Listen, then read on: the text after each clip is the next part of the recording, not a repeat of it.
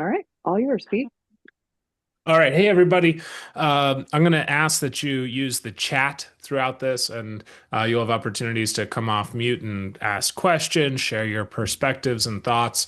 But I'm just going to go ahead and share my screen. Somebody give me a thumbs up once it's working so that I know you can see everything.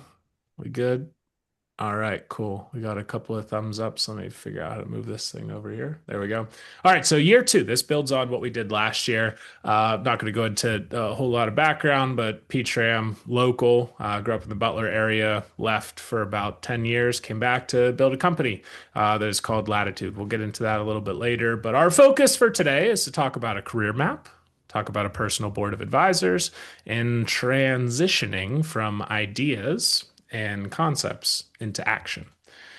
This really works. We've helped tens of thousands of people all around the globe with these methodologies, if you will. So, we're going to go through some of the thoughts around mentorship, around a career map, building on over 125 different workshops, keynotes, and presentations with folks. So, that's why being active in the chat, super duper important, because I might say something. You're like, whoa, why didn't we go deeper into that? Or you totally missed this other question that I had along the way.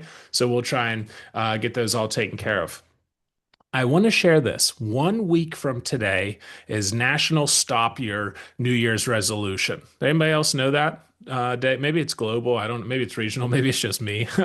But what happens whenever we don't go to the gym consistently, whatever your workout is, right? Maybe it's gym, maybe it's something else. We don't see the results. And whenever we go to the gym, we don't typically use every single machine in there. Same thing whenever it comes to the things we're going to talk about for the next 40 minutes, 50 minutes or so. Mentorship, career mapping, we don't have to talk to every single person on our personal board of advisors. We don't have to update every aspect of our career map every single day. But what happens whenever we only talk to a mentor one time a year? It's kind of like that piece of the gym, and we don't see the results that we're looking for. So, throughout this, it's a reminder to say, hey, let's continue to build on this and be persistent and consistent so that we can see the right results for each of us along the way, not one size fits all. So now this is where it gets into a little bit of sharing your story. So if you just put into the chat like a yes or just raise your hand if you're able to here, who has a draft of their career map? And if you want to say like, hey, what the heck is a career map? You can, ask that. Um, I don't know, Kim, if we're allowed to use swear words or not. I'm not opposed to them, but maybe we'll keep this somewhat family friendly. Uh, all right, so let's see here. I don't see anything in there. Who has a career map? Draft one of their career map, whether it's on paper or it's digital. I know that some of you do. Okay, so career map is very simply put. There we go. That was a bit of an alley-oop. Yes, I played basketball. Whenever we meet in person, you'll see me. I'm 6'8", and a lot of people are like, "Oh my gosh, you're huge." I say, "Well, I don't really know how to respond, but I usually say thank you or some, variation of that." Um, and so that was an alley-oop. So career map, in the most basic sense of the word, it's where we just jot down where we've been, where we're at, and where we want to go professionally. Put in pencil to paper. You've probably thought about this in some capacity. We're just going to add a little bit more structure to it, and we'll walk through all the steps of it here shortly. Who has one or more professional mentors? Martina family, I like that one. Warning, don't step here. So, one or more professional mentors. And this is what we're getting into with some of the idea of a personal board of advisors. One can help us, and two can really, help things thrive. Yes. Okay, good.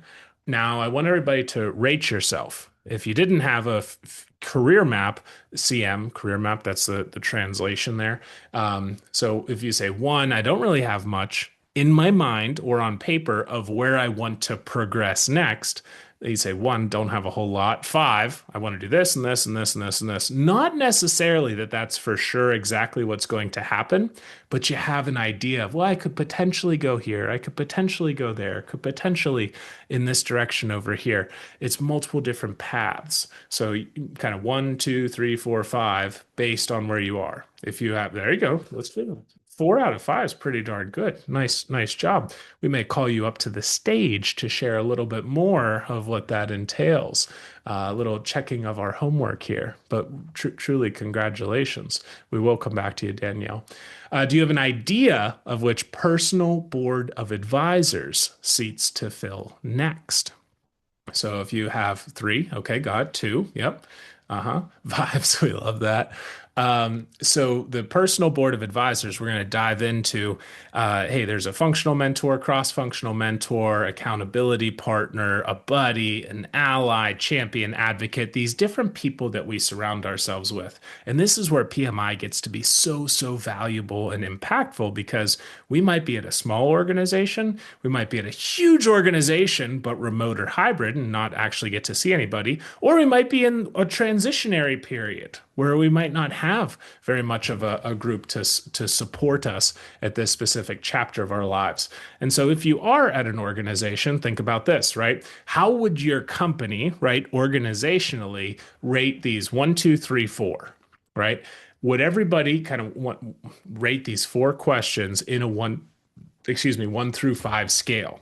Would they say 1, not so good, or 5, absolutely fantastic? I know where I can go and grow from here professionally. What would the people in your organization say? Number 2, who can help guide me? I know who can help guide me to get to where I want to go. Okay, 1 through 5. And this is something that you can take back to your organizations. It's National Mentoring Month. That's why we try and do this session in January each year. But small things that you can take back. And if you say, Pete, I want to dive a little bit deeper and really right size this ship inside my company, happy to chat and give you some ideas on that. Number 3, the question up here is, do my people know what steps need to be taken in order to achieve that professional goal? So think of that as the steps in order to get to that where I want to go. And then how is the things to do in between those steps. And so just a simple 4-question checklist to ask inside the organization. And this is what a career map can start looking like, right? Maybe this thicker path is where we've actually been along the way, but there are certain things like tributaries. We might, I've for sure done this.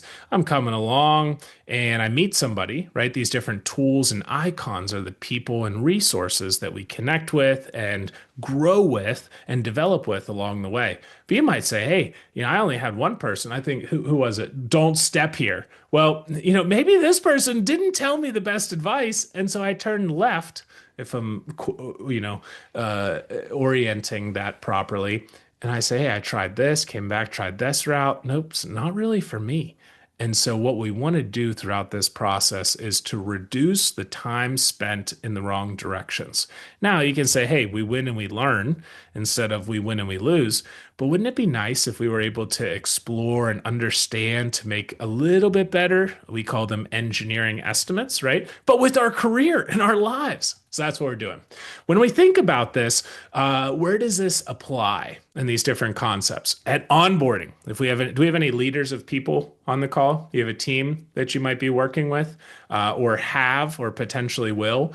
So anytime there's a new employee, doesn't matter what level in the organization, review these concepts. Promotions, new roles. If there's a work-life balance shift, it's a good time to review our career map and our personal board of advisors, right? We go through those different phases. If a loved one, hey, we got to take care of them a little bit more. Maybe I want to spend more time with my kids. Maybe I want to just relax a little bit and not be in as stressful of an environment. Yep.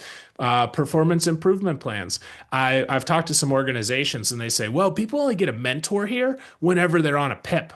I'm like, what do you mean? And so it has a terribly negative connotation associated with it. And so we want to think about this in a proactive manner, right? Succession planning, great way for us to look at this again proactively, so that we can say, hey, who are those couple of individuals that we want to groom a little bit more? So that's strategically right after the PIP, and then networking and water cooler conversations. We want to be able to have these chats with folks, whether it's internal or external, to explore their journey, understand a couple of things to ask about, but then also be able to share some of where we are, where we were, and where we would like to go potentially in the future. And a lot of people will say, I'm, 30, 40, 50 years into my career. I don't need this stuff. And I say, okay, maybe that's true, but let me just ask you a couple of questions, right? On the traditionalists, baby boomers, even some of the Generation X, right? And so they'll say, no, I don't need to spend any time on this mentorship stuff. So, well, who helped you along the way? And they'll share stories of, well, this person, this person, this person, they took time to talk to me. I say, okay, that's cool. You probably don't need to spend time on this. Do you think anybody could benefit from a conversation with you? Just seeing and hearing about your career map and some of the things that you've experienced, what you liked, what you didn't like, why you started certain things, why you stopped certain things. And just from that perspective, what helped you flourish? What maybe held you back in certain instances? And so whenever people start to say, oh, yeah, this stuff isn't for me, I say, well, maybe it's not for you, but you're preventing others from developing, growing, and flourishing by you having that attitude. So it's a way for us to bring folks in. I'm going to share a couple of statistics here in just a moment that will walk us through how critical this truly is whenever we're working with Gen Z and millennials at work, but also any kind of interactions. This wanting to be valued at work and having a map to professional growth paramount. Here we go. The stats and facts. We'll scoot through these a little bit quicker, but I think it's important to just understand what is our country saying within about the last 12, I think maybe up to 13 months, the relatively recent statistics.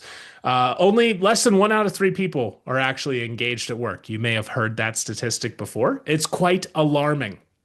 Global engagement, even worse than the United States. And only about 1 out of 4 managers feel engaged with what's going on. So think about that. If we are a manager, if we interact with managers, and it costs us almost a half a trillion, this number of lost productivity, it goes anywhere from $500 billion up to $7 or $8 trillion, depending how you look at it. Half of workers are planning to look for a new job in the next year. This was July 2025, and last I checked, that's only 6 months ago, right? 5, 6 months ago. So these kinds of things help retain and develop our people much, much stronger. Gen Z, millennials, even higher than the average there. Career development opportunity growth has been the #1 stated reason for quitting since 2010. Not Pete's words, but Work Institute 2024 report. This is about 17% or more of exits, often happening in the first 12 months of employment. 94% would stay longer if the employer invested in their career. LinkedIn statistic. Only 2 more here. So 46% of managers don't know how to help with career growth. So before 6:30, we're going to have a couple of exercises that every manager is able to do pretty simply, right? If I can do it, everybody else can figure it out and do it. So they won't be able to say, hey, I don't know where to start. Most employees feel on their own. 3 out of 5 are saying that their company rarely or never helps explore growth. One of the things that I love about PMI so much is not only the people, but the educational content. And as Kim was alluding to earlier, some of those time for us to get together. Because, hey, let's face it, how special is it whenever we're able to share a coffee, a drink together, and just talk and listen? It doesn't always have to be about work stuff, but we're just building those relationships. And that's where we can explore some of those growth opportunities. I've talked to Kim about these things multiple times, even before I was part of PMI. About 1 out of 4 are planning to quit in the next 6 months due to poor growth support. So thinking about this from a lot of organizations are not doing a great job at this. So if we're able to do even a half decent job, then we can be such a great talent magnet to attract people to our organization. And then the last one, formal mentoring programs see retention of 72% of their mentees and almost 70% for mentors. And that's an interesting one because oftentimes we think, okay, let's do some mentoring stuff. It's going to help the younger folks. Well, facts right here. It helps the more experienced individuals as well. So don't sleep on this as a mentor, as a mentee. Diversifies leaders, less likely to quit. And oh, yeah, we want to build a business case so that we can actually do this internally. Higher profits, lower turnover, and more productivity. Pretty helpful things. So, whenever we look at this from LinkedIn Learning's reports, right? I'm always looking at the different reports that come out. This one's from just a couple of months ago.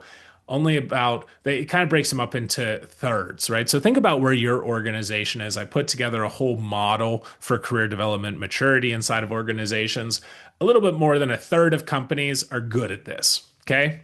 About a third have little adoption. They're not really moving. And exactly a third have little to none, right? So just think where your organization might be. First third down here, second third, or the third third.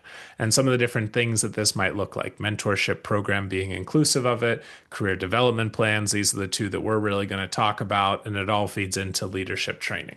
So now we'll get into that thing, career map. So, had anybody, you said you might not have a career map. Had you heard of that concept before?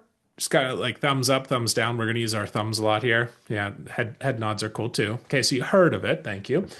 This is what I put together, and I, wrote a book. You saw a picture of me earlier. I'll bring a couple copies to one of the upcoming events and hand them out. But in 2017, right? I put the 2017, 2018. I put this career map together, and the first page on the left is where I was, and it was broken up into positions, skills, and then education and training.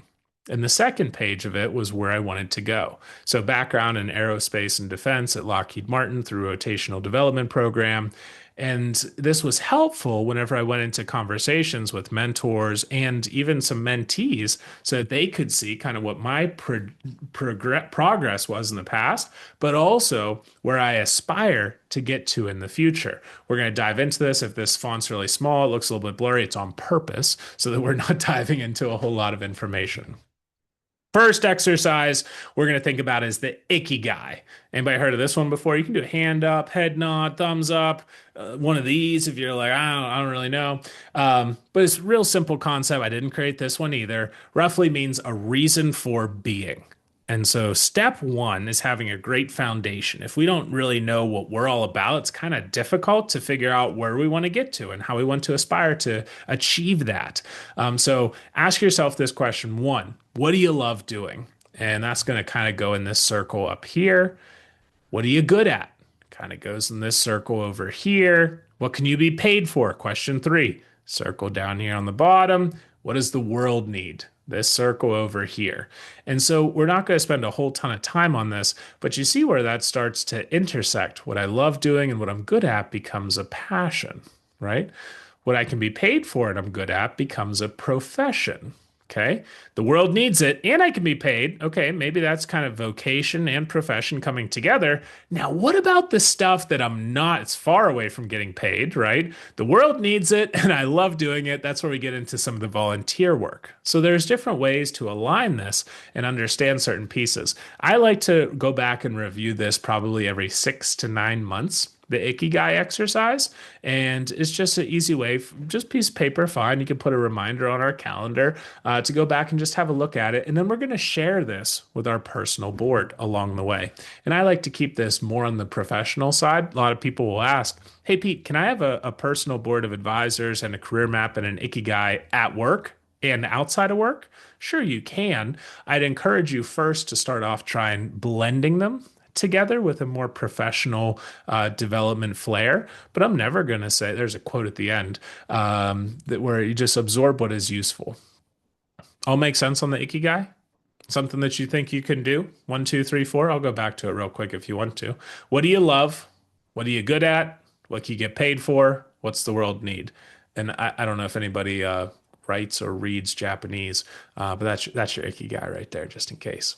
Good intentions fade, systems sustain momentum. Indeed. So, next exercise is whenever we actually start to break out the 5 dimensions of this career map. Again, that's just a way for us to get started. We're not going to go into a ton of detail, but we can just get a piece of paper. Love doing this exercise. We're going to fold it in half, and then we're going to fold it in half again.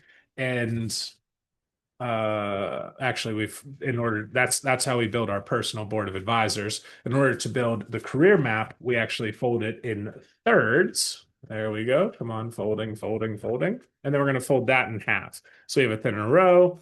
And then what we're able to do is just build and draw lines on there. And so that's how we translate piece of paper to what's on the screen. Okay. The first column, there are five total columns that we're going to dive into, and three different rows that have varying levels of thickness, if you will. But we start off by just, hey, what was the first position? And then I get into past position, what I do after that, what I do after that. Okay. Then we get into present. What am I doing currently? Just position and role. And then in the future, so I could maybe go here, maybe this one would be a good next step for me. Maybe this step would be good, maybe this step. And where do I kind of sort of want to wind up towards the end?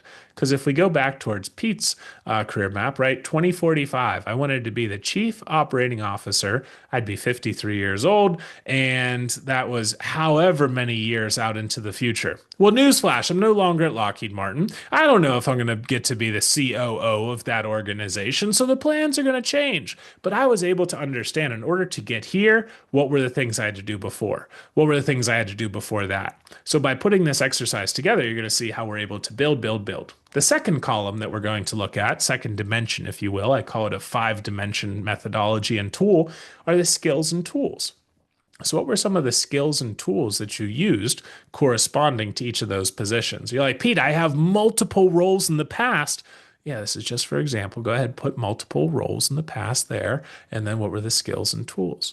And what you might find is there could be some potential gaps or question marks pop up. That's why we couple the career map with our mentoring conversations. Hey, I want to get into this technical PM role. I think I maybe have to get some exposure to proposals along the way. What else? And so that's where we don't have to have all the answers today. Column three, dimension three, gets into education and certification. I think we can all think about one in particular that we may be aligned on. And there's a lot of other peripheral, I'd say. Okay, Deb, I don't know how many different training training for certs we provide at the Pittsburgh chapter, but I know I've gone through a couple of different certs through PMI and similar kinds of organizations. Can you just touch on that real quick of maybe the more popular ones outside of PM, inclusive but not limited to PMP?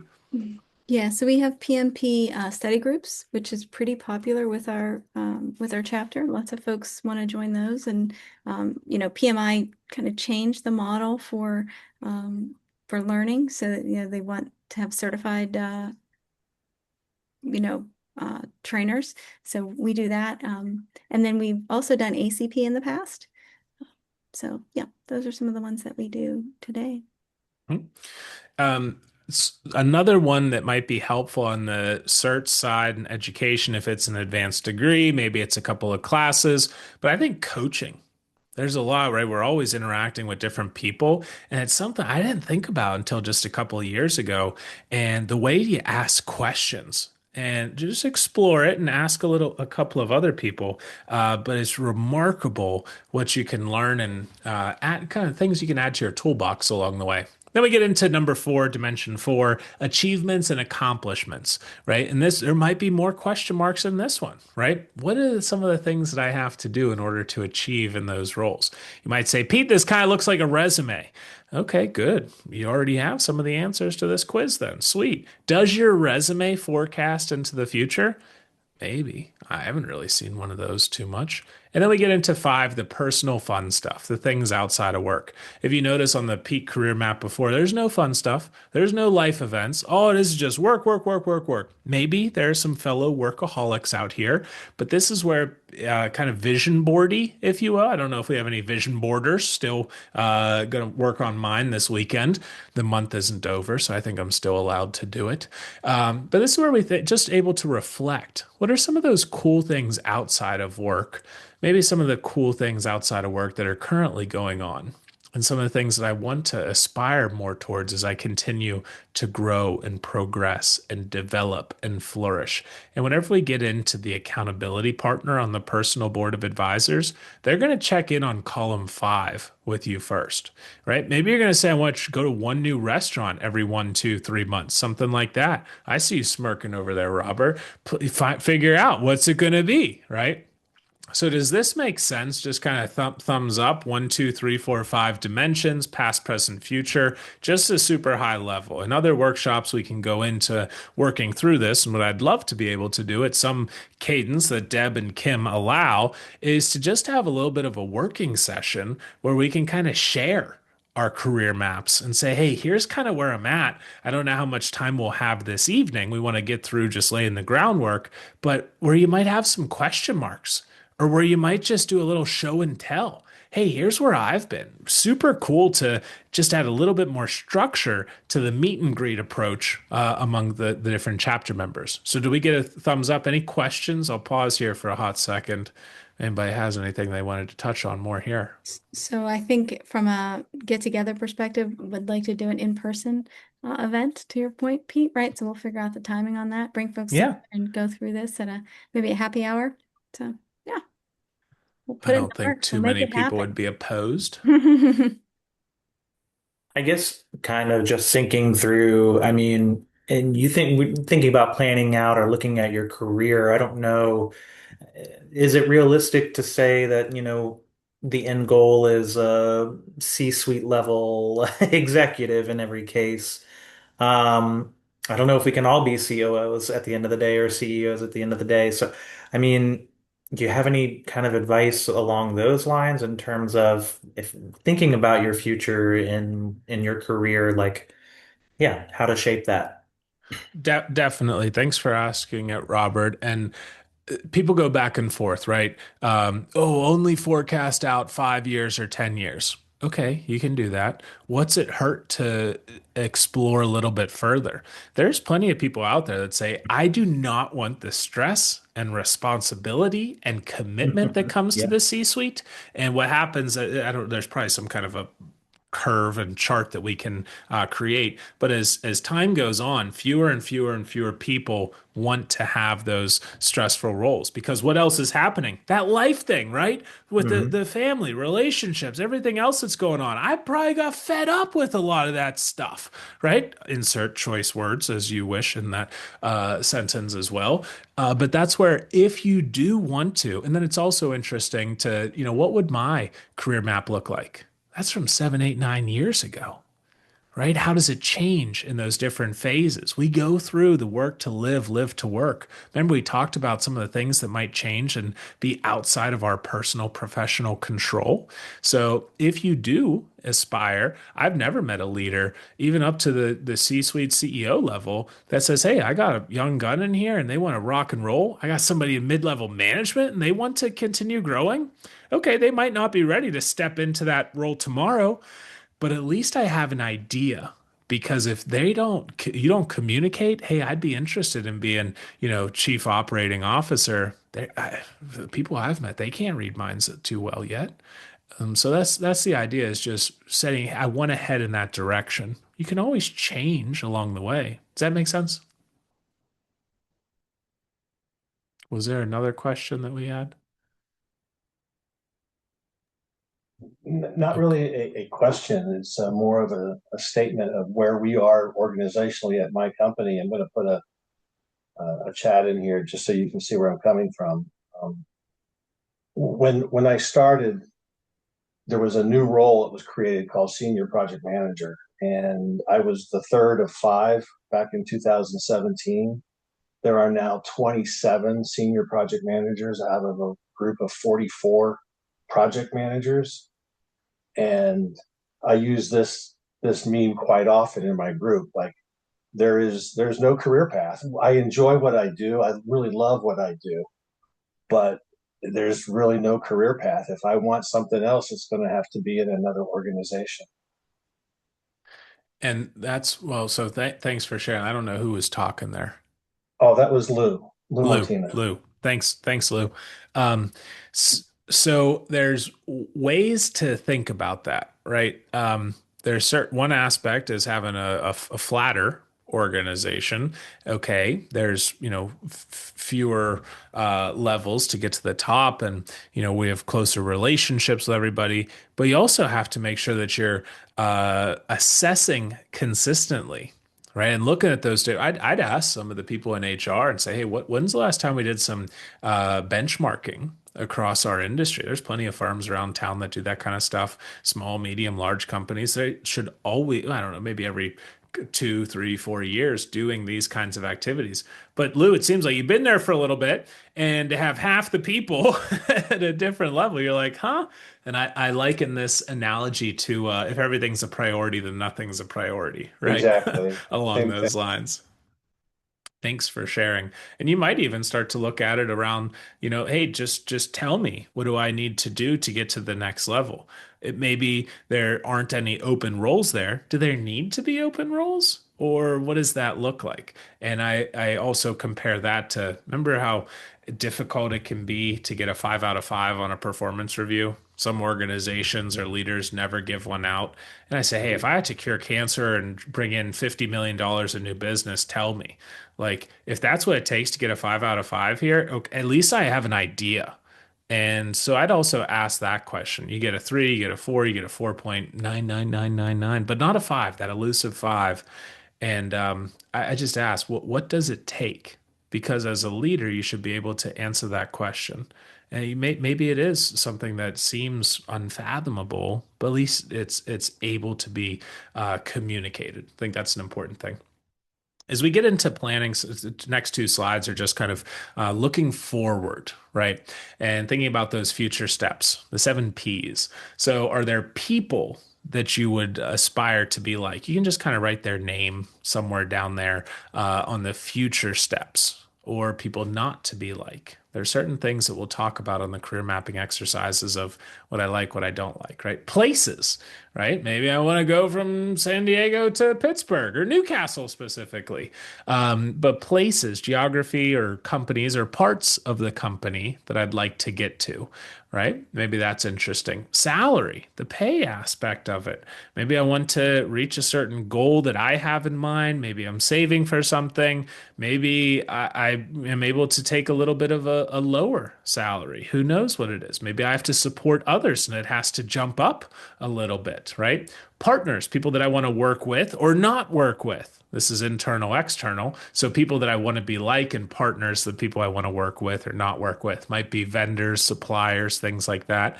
We've probably all heard subcontractors, horror stories. And believe me, there's some good ones out there. There are some nice external relationships that you can indeed form. Purposeful alignment. That's why we talked about Ikigai.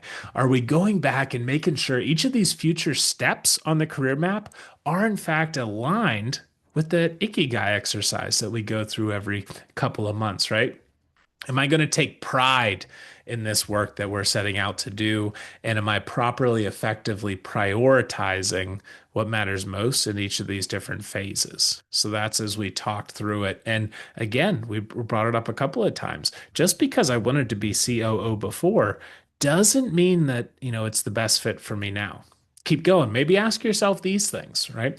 Is there an adjacent role that I could explore but builds optionality here in this organization?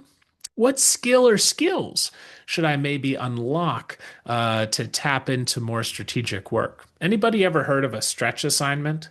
Whenever you're kind of doing your existing job and you ask your boss or a mentor or somebody else, you say, hey, is there any stretch assignments here? Something that maybe I can get involved with a little bit. It's outside of my day-to-day job. I'll make sure I get all my stuff taken care of before I do this, but it's a way to almost try it before you buy it. For me, that's how I got into project management. I was a senior quality engineer, and we had these cost account managers that were, hey, gold star, go above and beyond. A lot more work, no more pay. Stretch assignments don't usually come with pay ever. Sometimes you'll get a pat on the back, depends on the leadership. But that was a way of understanding, hey, a lot of these people said, understand this P&L, understand the project life cycle, understand what it really means to effectively run a program. And I'm like, well, I've seen a lot of people that don't do a great job. Join committees. Great one as well, Danielle. Thank you. So that's something to explore, those stretch assignments where it's a little bit of dip my toe in it and take on a little bit of responsibility to see if it makes more sense. Makes their life a little bit easier as well. Is there a credential gap or an experience gap? That's an easy way. Somebody like younger Pete walks into your office, says, "Hey, Deb, I want to be the VP tomorrow. I have, 3.5 hours of experience under my belt in the professional setting. And you're probably laughing on the inside. Maybe at that stage, you'd be laughing visually, verbally. And you say, well, hey, let's just talk about what that means, right? Kind of like that elusive 5 out of 5. And you say, hey, let's look at one of our VP's career maps and what they did and how long they were in each of those roles. So it's a nice way to be able to level set with some of those go-getters, which I'm totally at fault for, right? And say, well, this is what it typically, consists of. And if you can say, hey, you've accomplished this, did this for a full 1, 2, 3 year cycle, then okay, we can explore it. But 3.5 hours of professional work doesn't necessarily translate to 3 decades in, many ways. Does that make sense as a way to more smoothly communicate? You might not be at the top of the food chain tomorrow. I exaggerate with things a little bit. I think you guys got, life balance. What am I not going to give up? Right? Something important here. Who should I talk to in the next 30 days? Other good things to ask, especially when we're at some of these in-person events. So now we get into this. What can it look like? Right? Some of these past positions, current position, and then looking at some of these future trajectories. Okay, so that's one. Well, what if we were able to actually have multiple paths? And so this is something that you can do in Latitude. We'll send out some communication soon. If people want to participate in the mentoring program, get access to the tool. For anybody that was involved before, there is now a personality assessment that we've added to the tool. So you get to take that. I don't know if we have any like DISC, PI kind of fans. Ours is based on the Big Five methodology, so the most researched, validated tool out there. So kind of fun. You'll see it. But this is the idea: where I've been, where I'm at, and a couple of potential paths of where I want to go. Pete, what happens if my boss sees this? Okay, well, if you have one that's a true advocate and cares about you and wants you to flourish and develop and grow, they're going to say, hey, let me see this. They're going to be asking you for this, right? But if you're scared to share this to your supervisor or manager, then it's kind of like, oh my goodness, am I in the right place? Right. And what I've always asked my people that reported to me over the years is if you got to move, you got to move. Let me help you if it's the right step. Give me your word that you'll give me enough heads up so that we can start grooming who that potential successor might be. And that goes a really, really long way. So, one of the things that we can do inside the tool. Couple of things as I was having conversations over the last few months in planning for this session today, kind of these 6 different tracks that it might you go through, right? From project coordinator, senior project manager, portfolio, VP of delivery, PM, lead PM, manager of PMs, VP of ops, COO. Maybe this is the one that Pete copy and pasted from those years back. PM, transformation PM. I'd almost add in like a little Lean Six Sigma, especially if you're in a production operations manufacturing environment. I love that up. I loved it, and ate that up. I always told people I think that Lean Six Sigma, Green Belt, Black Belt, and PMP. I think most professionals should get that and could benefit from those 2 certs. After that, it's kind of up to you. PM, technical PM, product manager, chief product officer. And then these 2, right? We have a lot of folks that took different routes. Maybe they went to college, maybe they didn't go to college, but they're in an hourly or skilled technician role. Well, how might they progress, right? These are things that we can benefit from. But then also, how do we take this into whether it's at church or volunteer work, our family, our friends, things that we can share with them? I know plenty of people didn't finish a degree, for example, and they're in fantastic leadership roles. So are we willing and able to look past some of those initially requirements on a job description, if they have the experience. So just some things to think about. We can come back and revisit. And if anybody is like, oh my gosh, this is absolutely terrible, this isn't how it should be, or you have other 1, 2, 3, 4, 5, 6, send them over. We'll add them. We'll update the slides. And now we're going to get into the PBA refresh. PBA, Personal Board of Advisors. Hey, there we go. Black belt and Lean Six Sigma, my people. So the easiest way to think about this is step one. I like to start off with about 8 people that we're going to surround ourselves with. And we're going to talk about 10 different board seats and roles that you could potentially fill. And then we're going to try and put a face with a name. Big time FAQ. Pete, I have my supervisor that fills this role, this role, this role, this role. Okay, that happens often. What happens if you leave the organization, or the, terrible metaphor, supervisor gets hit by a bus tomorrow? Half of your potential board is gone. So within the first 12 months of us building this board, let's try and fill each of these board seats that we selected with a unique name and person. Is that fair? You might not need it at the beginning, but let's start to talk about what these 10 potential board seats are. So next exercise, start to think about which board seats might be helpful to fill inside of PMI, at work, outside of work, right? So the buddy, who's got a buddy program at their company? Yeah, some kind of sort of yes. See if it goes for a full 12 months, because a lot of them will last maybe like an hour, a day, a week, maybe a month. But that first 12 months is really, really critical. And so whenever we think about this, the least formal role on your personal board, you're going to review draft one of your career maps back and forth, probably going to talk at least once a month, maybe a little bit more frequently. So that's the buddy. Then we get into the functional mentor, somebody that's probably worked for our leader in the past. They've been in the same position that I'm in the past, 5, 10 years ahead of us experience wise. And most of the mentoring programs that we hear about are going to be a functional mentor.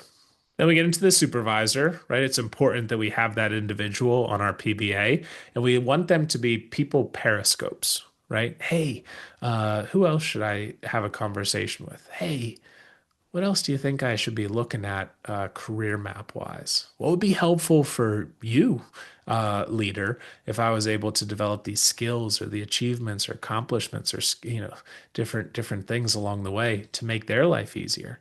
Champion. You might have heard of a split level mentor. Champion kind of fits into that category. They're 2+ levels ahead of you. Ideally, the champions inside your company, they're going to kind of help you reverse engineer your career map from the end in mind, begin with the end in mind and work back to present.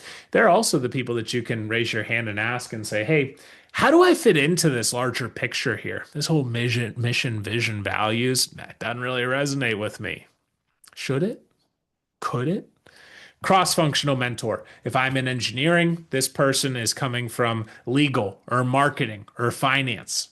So still a couple years ahead of me, but we're diversifying those insights, perspectives, and experiences in that regard. Accountability partner. You can choose to call it the accountability buddy. Say that one 5 times fast. And they're going to focus on you for you. Burnout, mental health, these issues, loneliness, right? I think I shared this with Kim and Deb before, maybe Shubham. The loneliness epidemic that's facing the country right now. We've heard about this, right? Kind of stinks whenever you're not working with other people. Negative health impacts of equivalent to smoking 15 cigarettes a day. Just think about that one.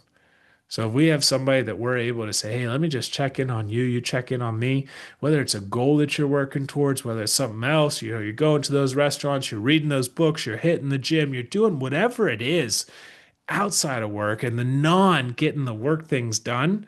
Because what happens whenever we're in a better headspace, mind, body, and spirit? We're able to be more successful. We're able to do more.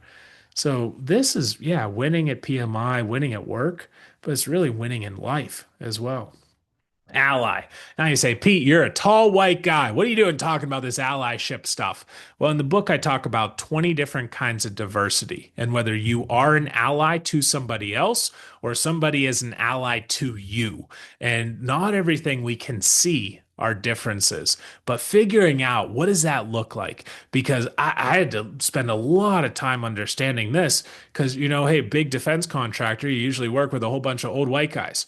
And you're like, okay, well, you get one set of perspective and experiences that you learn from them. I didn't know what I didn't know. And so figuring, this is not tokenism, but figuring out what does this look like? There's a lot of different employee resource groups that you can tap into for any of these kind of mentoring things. But hey, pop in and learn a little bit more. Ask about those different perspectives. That's the ally. Advocate. Yes, this is a little bit of a bridge because we come from Pittsburgh, and I said we got to get a little bit of the hometown in here. It used to be called sponsor, and that had a bit of a negative connotation. We think, oh, you're going to sponsor this program or you're going to give me a sponsorship for money. And so I said, well, what about advocate? Advocacy. That's a powerful, positive kind of concept there. This is your super connector. You think about who are those super connectors you have in your life. Say, hey, Lorene, I'm trying to find a person that's kind of sort of like this and can, share some share some insights about that kind of experience over. Oh my gosh, you got to talk to Deb. You got to talk to Robert. You got to talk to Lou. You got to talk to Danielle. Great. The advocate is somebody who's giving of their brand, where mentors are giving of their time. Both can give time, but they're going to spend a lot more time as and also advocates, they almost seek you out. So letting your actions speak for yourself. Sure, you can seek them out, but that's an oftentimes, I hear more and more of the stories and have more conversations where, I kind of pick you out of the crowd, say, hey, I want to take you under my wing. Right? You figure, hey, is it, champion, functional mentor, cross-functional mentor, advocate? You're going to figure it out along the way. Coach, this is somebody, whereas the mentor was kind of telling you how things are possible. Does anybody have a coach along the way? Or maybe, so a true coach under ICF, International Coaching Federation, there's a certification for everything, but they're really helping you understand and explore what's inside of you. So they're going to ask the questions, not necessarily tell you certain things. So think of this project-based tactical advisor. I want to get better at that, maybe studying for an SAT. Excuse me, rewinding a little bit for that example. Maybe it's a business coach, right? We have those kinds. Executive coaching, we have those kinds of things. Coach and successor, we typically don't get into until we've progressed a little bit into our careers. And then successor, just think about this. What if once people in our organization got to level 4 or level 5, we set them up with maybe 1 or 2 potential successors? Wouldn't that be kind of nice? We don't know for sure that they're going to take the role over, but we start handing off some of that institutional knowledge before it's too late, before what's hit the what. So I'll pause right there. Buddy, functional mentor, supervisor, champion, cross-functional mentor, accountability partner, ally, advocate, coach, successor. Any questions on these? We didn't go into a whole lot of detail, but just a speed round with that. Different people to surround ourselves with. Makes sense. You can give me a thumbs up. I'm cool with those two. All right. Now, if you, let's see, we're going to really put it to the test here. If you hold up, like, how many kind of these people would you say you have right now? Bonus points and virtual high fives if you use 2 hands to do this. There are no wrong answers. 3. Okay. 3. You copied. Thanks, Jacob. Very nice. I didn't 2, but peace. I'm good with peace signs as well. Okay, thank you. Or Danielle, we didn't see yours. I think you kind of held it up. Maybe you're still is that 2 hands? Nice. I'm Okay. 6. I'm 6. All right. I spent some time in Hong Kong, and the people over there taught me how to count to 10 on one hand. Total rabbit hole, kind of interesting. 1, 2, 3, 4, 5, 6, 7, 8, 9, 10. Oh, Yeah, I you love say it. say look, gao, buck, gao, sup. And Cantonese, not Mandarin. All right, Kim, where'd you say you were out of 8? Probably 4. 4-ish, okay. And we got, okay, there you go. You put it into the chat. Lou, did you want to submit a response to this? 3. All righty. So you see, we're all across the board, different places. And I just wanted to say big time congrats. You know, after realizing these different roles, that most of you said, hey, I don't even have more than one. And now we start to think about there are different guides and support systems along the way. Let's keep going because one mentor can help us. And what we found is that multiple guides can and hopefully do accelerate growth. Getting back into the Latitude tool a little bit more is what it looks like once we get you in there up and running. You can build up your personal board of advisors as you have different tasks. You'll see it in there. You do have access to the other users and members inside of the PMI Pittsburgh community. It's not open to the public. View their profile and see some different details about them. Once you add somebody to your personal board of advisors, this is Pete Test, he's my supervisor role.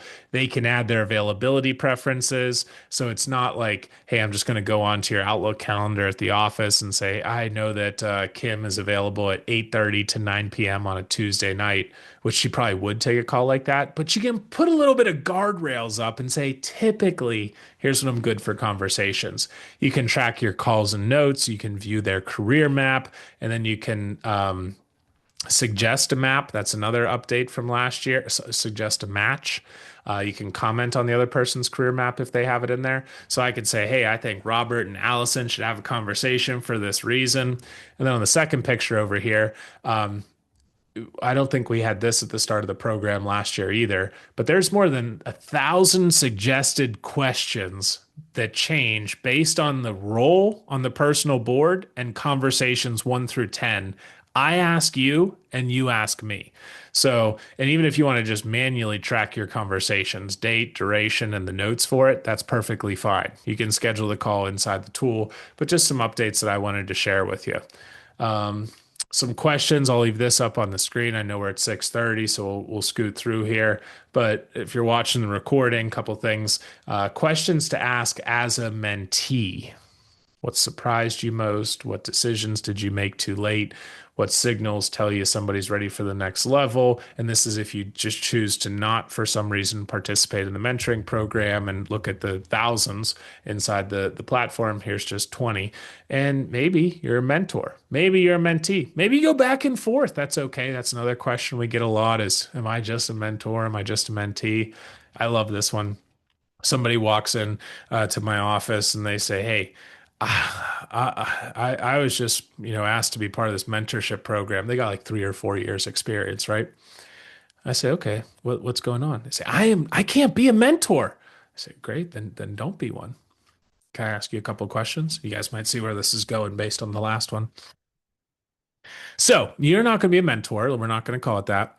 If somebody came up to you and said, hey, Sam, would you be all right just sharing kind of your experiences working here the last 3, 4 years? Would you do that? Yeah, sure. Would you share some of the other people that helped you get up and running faster? Yeah, sure.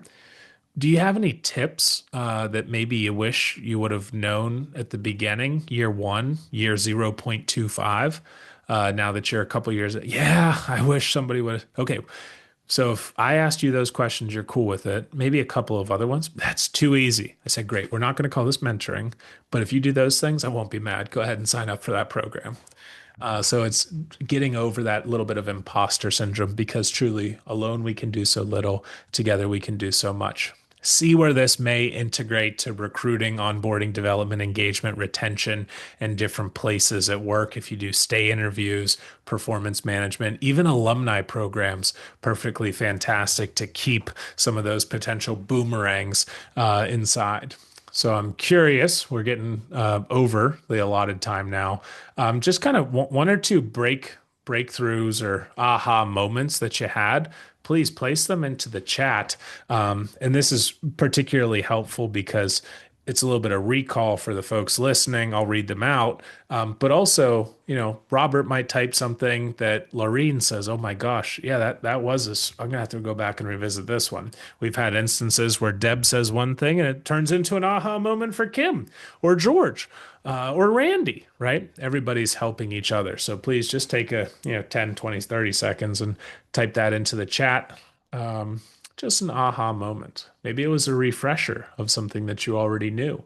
Maybe it's a new concept.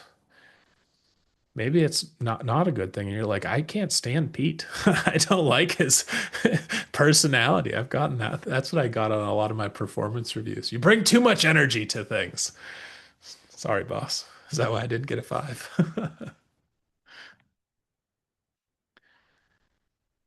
So we'll see some of those. Okay. So many mentor types. I never thought about those before. I can be a mentor to others while still seeking out mentorship. Yeah, always sharpening the saw, up, down, side to side. Yep. I'm told I don't get a 5 as no one ever gets a 5. I'm curious what happens whenever you go back and ask and say, hey, what does it take to get a 5? Career map the whole journey and have the right amount of support. Yep. We think about it whenever we go on an adventure or a vacation or even a business trip, we typically plan things out a little bit. I want to go from here to here to here. Maybe I need my passport, a camera, swim trunks or something like that. And that's for, in our personal journey, we put some thought to it. Why don't we do it for our professional journey as well? Yeah. I've never seen a career map before. This should be part of every organization you work for. Amen. Yes, I'm with you. I'm encouraged about board memberships for nonprofits. Yeah, put that in. And so that another piece is, hey, I'm at the top of the food chain. What do I put in, column 1 for my next job? Well, you might not have something else to put there, right? You might start the higher you are in the organization, the further down and right I suggest people go and work with column 5 in the future, kind of those bucket list items, and work backwards from there. Because every CEO, CFO, CXO that I know, still working on skills, still has some achievements and accomplishments to work through. So another one of those instances of, oh yeah, this stuff's not for me. Well, maybe it's not. You're okay with not growing and developing? What a message to share to the rest of your workforce that is already statistically likely to leave. I like how this program allows for multiple relationships, not just one-on-one. Yeah, exactly. So thank you all for sharing some of those. I'll share some more. And the quote that I was referencing, I ran past the statue of Bruce Lee all the time when I was in Hong Kong, and I started doing more research around him. Absorb what is useful, discard what is not, add what is uniquely your own. You want to have 6 people on your board, fine. You want to have 12 people on your board, fine. You want to have 8 dimensions and columns to your career map, fine. And so just make sure, absorb what is useful, discard what is not, add what is uniquely your own. Connect with me on LinkedIn, the QR code on the right-hand side. We'll share tips and things like this often. Copy of the Pathfinder's book. It'll be shared as well. Some of the other books that I think are helpful and that I like to read. And then we'll just kind of end right there. Thanks, everybody. Yeah, so thank you. Thank you, Pete. Always good to hear from you. So our next steps, if you have any questions, obviously you can raise them to Pete, but we kicked off this mentoring program last year with Pete, giving us because it's National Mentoring Month, so we started in January, and then Pete mentioned the tool. So the great thing about the tool is that PMI Pittsburgh pays for our members to use the tool from Pete, and matches. And like Pete mentioned, it's all within the PMI community. So you're not being matched with strangers, right? We keep it all in the family. And so if you're interested in taking the next step and joining us and joining that mentoring group, and we're going to have happy hours too. So as I mentioned, let us know so you can send, Pete, what do we do? Did we have people just send me a note last year? Yeah, that's the easiest thing. And if you want to, I'll put my email in here. If you want, everybody has Kim's email, but if you want to include me on that as well. And then that's kind of the first stage. What we can also do is for any of the laggards, Deb, remember last year how we put the form together that we can send out to all of membership. So between those two, but here I'll put my pdecolatitude.com. There's mine. Yeah, There's so Kim's. Yeah. it's a great resource, and your PMI membership pays for it. So certainly worth your time, and it's a good opportunity. Email Deb too. Yeah, put us all in there.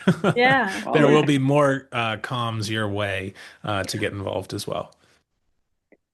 Yeah. And as far as timing goes, we're going to share this recording out with the rest of the membership and encourage that they watch it and join us. We'll probably officially kick off in a couple weeks. We want to give Yep. folks probably till the end of the month.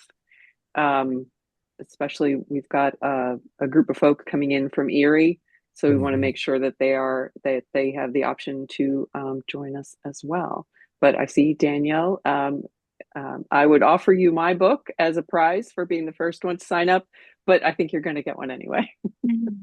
Right. Perfect. Any other questions or thoughts or comments? They can be bad ones too. I'm always up for feedback.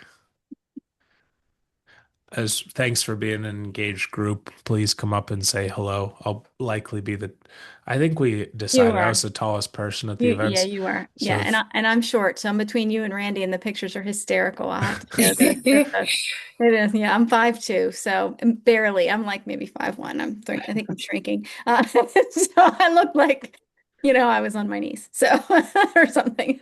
but please come and say hello and whatever I can do to be helpful along the way. Most definitely.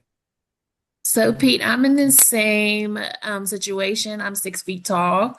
So, Love it. I'm jealous. I'm so jealous. Go on. all Except my for cars, managers clothes, are airplanes, Kim. shorter. Being tall isn't always amazing. Let me tell No, you. Grateful, no, but so cars, true. clothes, airplanes, phew. Sheesh.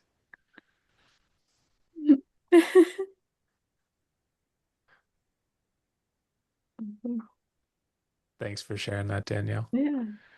Cool. Well, if nobody else has anything, I Yeah, think let us we're know. We'll good take to the next go. steps, and hopefully we'll get to see you all in person when we do our happy hour and connect you in the app. So good stuff coming. Thank you. Thanks, Pete. Thank Yeah, you. thank Thank you. Thanks, everybody. you. Thanks, Bye-bye. everyone. Have a good one. Thanks, Bye. everyone. Bye. Bye.